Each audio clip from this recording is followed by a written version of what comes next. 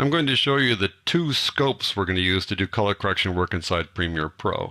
Now I know that some people's eyes glaze over when I talk about scopes, but don't let that happen to you, because I think you're going to see how practical these guys are and how easy they are to use and how much better they're going to make your projects look. So let's go over to Working Files, open up Projects, and scroll on down here to 1103 Scopes. Now what we have here is the standard color correction workspace. Now yours might look a little bit different than mine, but what I want to make sure you have is that you've got the reference monitor here front and center. Now you might not see the scopes like this, but I'm going to get you to go there in a second.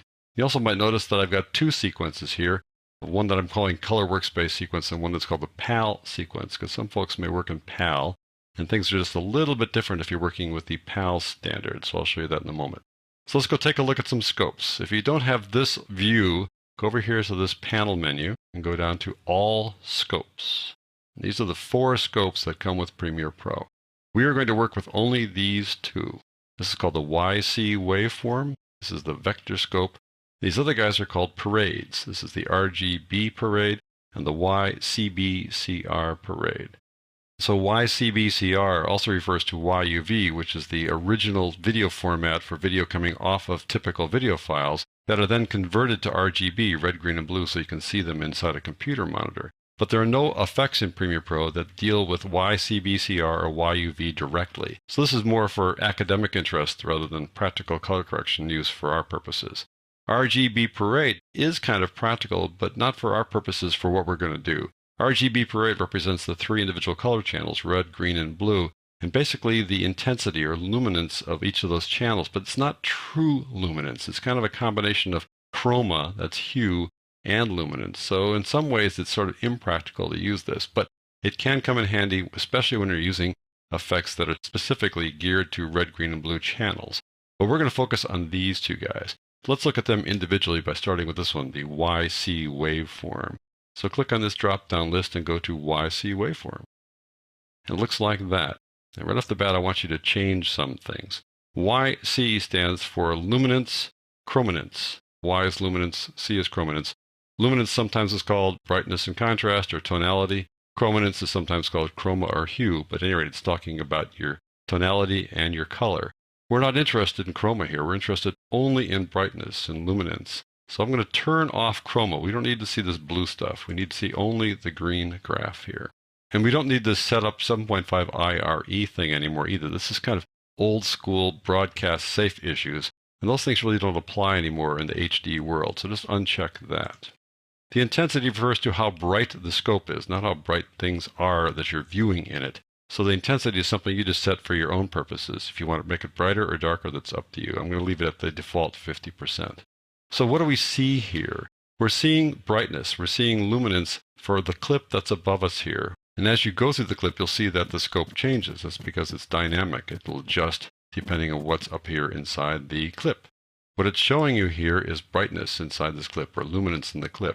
Down here is the dark area. And so you see a lot of dark area here all along the bottom. But the fact that it's on the bottom here doesn't mean that it's on the bottom here. This just happens to be where the dark area is. This line here along the top is the brightest area in the clip and happens to coincide with this little area right there. Notice the left-hand side's got this little shrub on it here, so you don't see any bright area there. So it's left to right is how it's representing things here. So this little line here shows that there's some brightness here. Right here it's kind of empty because there aren't too many midtones here. Either it's kind of bright or it's kind of dark without too many sort of gray things in the middle. You can also spot a couple of other things here. If you look to the right, you see that's the brightest spot there. That corresponds to that sort of bright area there. Kind of peaks to the brightness there. That's this little bright area right there, a little bit brighter than the left and the right. The dark areas you can see are down here. This dark area right there refers to the dark area that you're seeing down here. And the dark area on the right, see how it kind of dips down to the right because you see this darker area getting bigger here on the right. So there's more area that's dark. So this is really a good way to see things from left to right. And it's really a good way to judge whether you've got the right dynamic range of luminance in your clips.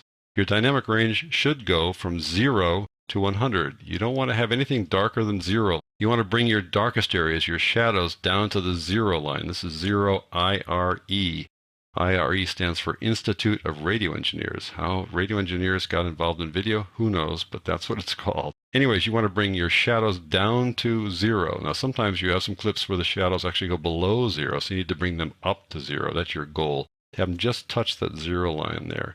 It's not really a crime if you bring them slightly below there, but you'll have more areas that are just black. Anything in the 0 line just has no details, so you do want to have some detail throughout your clip, except for just a couple little areas of the black and a couple areas of white that have no detail. This area at the top here are called your highlights, and you want to bring your highlights up to 100. But a lot of high-definition video these days actually shoots in super whites between 100 and 110, and you can bring those guys down, and they will have detail in them. The high-definition camcorders record detail in the super white areas. So when you bring it down to 100, you're going to start seeing detail in those areas. So your goal, again, is to kind of make sure you have a full dynamic range from 0, very, very dark shadows, to 100, very bright highlights, and then a nice flow of midtones throughout. That's kind of your goal there. You take the same basic approach if you're working in a PAL sequence, that is the phase alternating line standard common in Europe. I'm just going to switch over to a PAL sequence with the same clip in it. I had to change the aspect ratio a bit to make it fit in there, so the scope will look a little different when we go from one to the next. But at any rate, you can see how the scopes are similar. The only difference is these numbers along the side here. This is volts rather than the IRE that you see over here on the NTSC side of things. But back in PAL, you just go from 0.3 to 1.0. That's the same range as 0 to 100 here over on the IRE side. So again, here's PAL. You want to have the darkest areas in your clip just touch the 0.3 line, and you want the brightest areas to touch the 1.0 line here to have proper dynamic range for your clips. And that's really the only place you need to worry about the difference between PAL and NTSC. Other places like color, you work in the same scopes. So let's go back to the NTSC sequence. That's tonality. This is the guy you use to fix tonality, and it's pretty straightforward. You're going to see how easy it is once we work on it in the next lesson. The next scope I want you to look at is the vector scope. Go over here, go to the vector scope. The vector scope shows hue, shows color, and all this stuff here may be a little bit confusing, but let's just take a look at the color wheel. I'm going to make this clip active. I'm going to go to Fast Color Corrector and double click on it. That'll add it to this clip. We'll open up Effect Controls. There it is. And look at the color wheel, and then look at the vector scope. Right there it says R. That stands for red. Red over here. Over here is B for blue. There's blue. Over here is green, G for green, like that. So we have red, green, and blue, matching the color wheel. Red, green, and blue. And the complementary colors, right across from blue here, yellow. Right across from blue, that's yellow. Right across from green, the complementary color is magenta. There's magenta right there. And right across from red, the complementary color is cyan, right down there, cyan. So this represents this color wheel. So if I start pulling the color wheel in a direction, you're going to watch the scope change. I'm going to pull the color wheel in the direction of red. And it's going to give a red color cast to the clip. Watch the clip turn red, and watch that vector scope show that I have now pulled things to red. The vector scope is indicating, whoa, you've got a lot of red here, my friend. If I bring it back down to the middle here like that, the middle part is neutral. Everything around there means that you're approaching neutral, you're approaching gray. If I were to drop the saturation on this clip to 0, right now the saturation is 100, which is default, which is normal.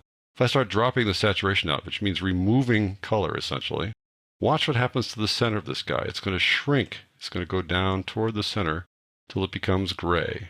So gray is the center of the scope, means there's no color, no hue there. Pull it out, there's saturation. I can increase the saturation, and we expand the saturation like that. Now these little boxes here are supposed to indicate how far you can pull saturation. If you look up here, it says 75%. So 75% is kind of the golden rule for a number that you're not supposed to exceed in the old days. But now in HD, that no longer applies. You can try to really fully saturate your clips. So change the view here to 100%, and that shows the real saturation. You don't need to worry about having it stop at 75. These little boxes on the outside are about as far as you're supposed to go if you want to remain in what's called broadcast safe. But again, broadcast safe doesn't really apply that much anymore. So let me show you what you can do. I've taken this saturation to 200. I'm going to duplicate this fast color corrector. I'm going to go right click and say copy, right click again and say paste. And when I say paste, watch what happens to the vector scope. It's going to double the saturation. Bam, it just spread it out. Notice what happened up to the vector scope and what happened to the clip. It gets really pretty heavily saturated. It's right on the border of being too saturated. I'm going to do that again, right click and go paste again, and wham. Now we've gone beyond all logic in terms of saturation, but you can see what happens when you saturate a lot and see how the scope responds to that saturation. I'm going to take one of those guys now and drop the saturation back down to something semi-reasonable. Here we go, and open up this little guy and slide it over a bit like that. You can see we're pulling the saturation back in now to something that would be at least more reasonable, although I'm not sure those colors are what I'd like to see in this particular clip, but that's saturation, folks. Now that I've shown you the saturation, I can also show you how the color wheel works and how that relates to the vector scope. Right now we've got this overall color cast that's not going any particular direction. It's going a little bit toward red, a little bit toward blue, but it's not going toward any one color. If I can pull it toward one color as I did before like that, I can bring it around, watch how it goes around, and watch the image up on the top there as I go around. Going over to blue now, you can see that the scope is trending toward blue. I go down to green, it'll trend toward green. I can take this controller here, which moves things in large chunks like that, and really pull it toward green, such that it'll just all be green and all the detail goes away. Pull that back again. Just move this guy around like so. That's how the fast color corrector works in terms of pulling color in a particular direction. You can also move the hue like this, shift it around like that. Notice how the vector scope is corresponding to the movement of this wheel. So if you want to shift the hue a little bit, lots of times I aim for what's called flesh tone colors, and flesh tone colors line up right on that line right there. It's really a cool way to get your color correct. If you've got a face in the picture, you can use a flesh tone to get the color exactly right. So if the color is like this when I'm checking the flesh tone, I just rotate the wheel a little bit to bring it in line. That's how this guy works. I think it's really cool that the vector scope corresponds so directly to the fast color corrector. So I hope you see that working with these vector scopes is not all that complicated. They're really practical. And even if our eyes are telling us that, well, the clip is too bright or it's too dark, if you look at the waveform, you're going, well, no, the waveform says it's just right. So I'm not going to let my eyes be the judge here. I'm going to let the waveform be the judge. Or you look at the vector scope and you're thinking, boy, this clip looks kind of orange, but the vector scope is telling you that it's absolutely neutral, everything is fine. Then you trust the vector scope. So that wraps up these two scopes. In the next lesson, we're going to start doing some tonality correction.